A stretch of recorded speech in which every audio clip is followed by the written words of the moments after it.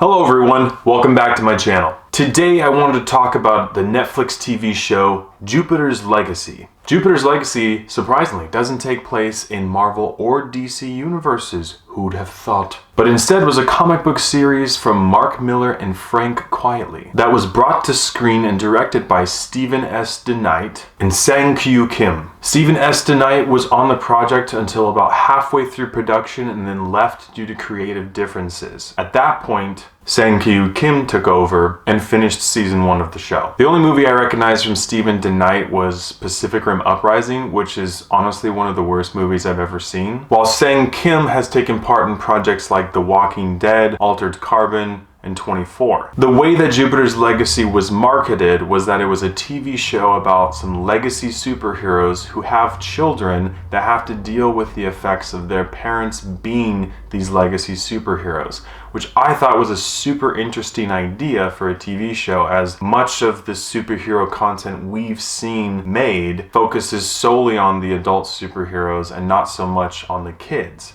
And the emotional damage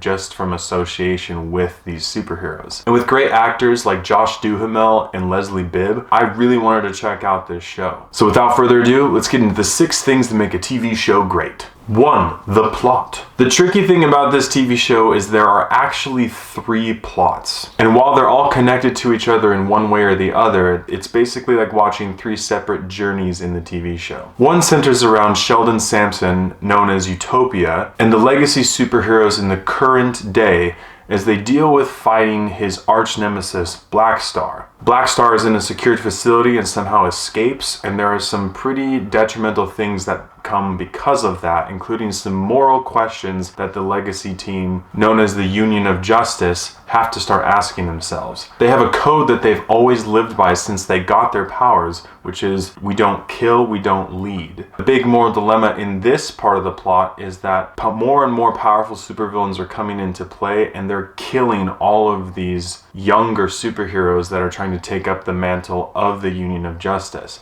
And so the question starts saying, can we still follow the code? Should we still follow the code? Can we start killing these supervillains that are killing our friends? Or do we have to throw them in jail? The second plot follows a series of flashbacks that increase throughout the course of the TV show. They go back to the story of Sheldon and Walter Sampson and their father, and it basically builds the background to these characters and the history and how the Union of Justice legacy superheroes got their superpowers. The third plot, and the most interesting one to me, focused on the kids of all of these legacy superheroes. These kids have their own powers, they have their own problems, and they're also the main source of pushback against the code that the Union of Justice has in place. Because they're watching all their friends get killed, and times are changing to where it's not enough just to throw them in prison because they'll break out and start killing our friends again. By far, the kids of these legacy superheroes are the most interesting characters in the TV show, in my opinion. And unfortunately, it is by far the most neglected plot of the 3. Objectively though, they do a great job of balancing these plots throughout the TV show. These plots ask some real questions that we haven't seen before in superhero TV shows and movies, and I really liked where they went with it. So overall, plot gets a thumbs up. 2 is family friendliness. The best way I can describe Jupiter's Legacy is that it falls somewhere in between the Avengers and the Boys. There are not that many action sequences in this TV show, but the ones that there are brutal. They don't hold back on the violence and the gore, but there's not a ton to send it over the edge like the Boys. But it also is more realistic than the Avengers. There is profanity, there's drug abuse, there's sex. Fortunately, there's no nudity, but with all of those things considered, this TV show is not family friendly. You have to know what kind of content you're okay with watching, and this pretty much covers all.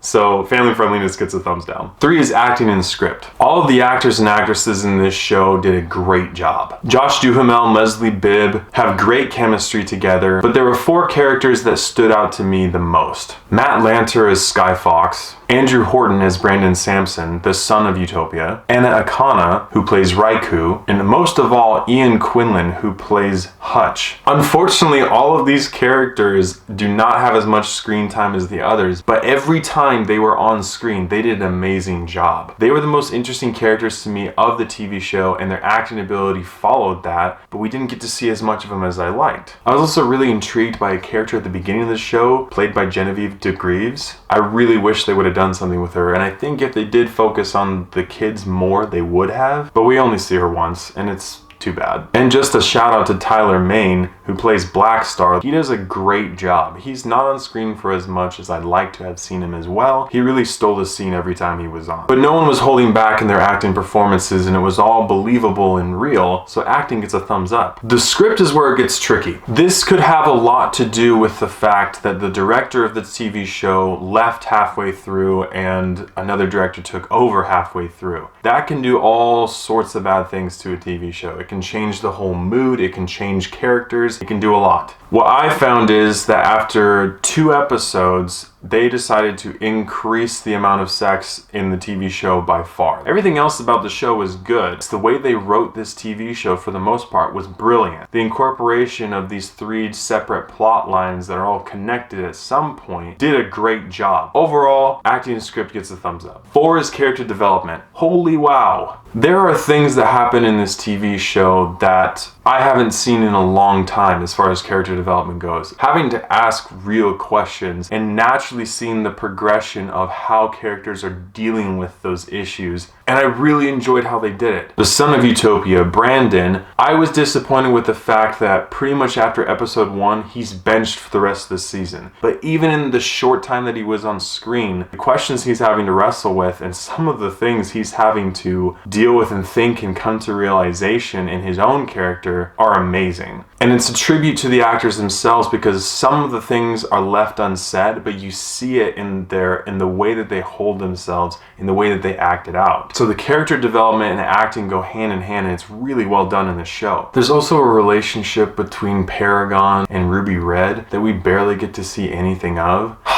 Man, they should have focused more on the younger superheroes. That honestly was my biggest disappointment of this show. I'd say probably one of my favorite sequences is between Utopia and this counselor that he's going to see. The way that the counselor leads Utopia through his own feelings and realizations and then what ends up happening after is brilliant. And the tension that starts to build between all of the characters from the beginning, it's so cool because as you start realizing the history between these characters, you also start seeing the tension building between them in the modern day while understanding the tension between them in the past. And it all starts to make sense. You get to the end of the series and you realize that things are in shambles. So I was really impressed with the character development. It gets a huge thumbs up. 5 is CG. While not having that many action sequences in this show, their CG was great. I'd say probably the part where my willing suspense of disbelief was challenged is a couple of the sequences where superheroes were flying. But other than that, I thought the rest of the CG in this show looked great. So CG gets a thumbs up. And 6 is rewatchability. Personally, I have watched through this TV show twice. And the second time watching it, I was reminded how good of a show it really is. This show is completely underrated, and I was super impressed by what they did. Unfortunately, and this is the dagger to the heart moment, season 1 ends on a major cliffhanger. And a month after this TV show aired, it was canceled.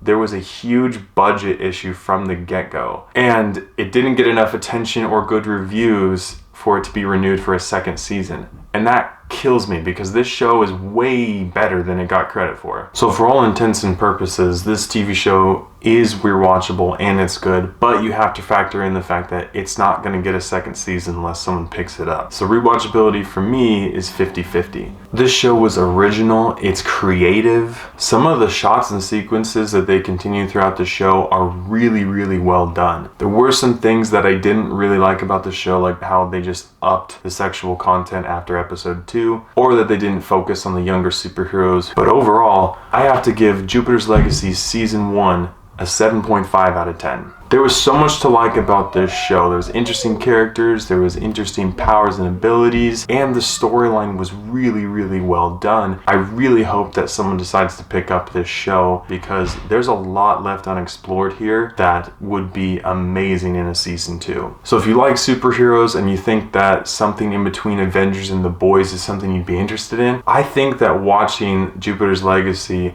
would be a good choice for you. Thank you so much for watching. If you've seen Jupiter's Legacy Season season 1. Please let me know what you thought about it in the comments below. As always, I appreciate your love and support.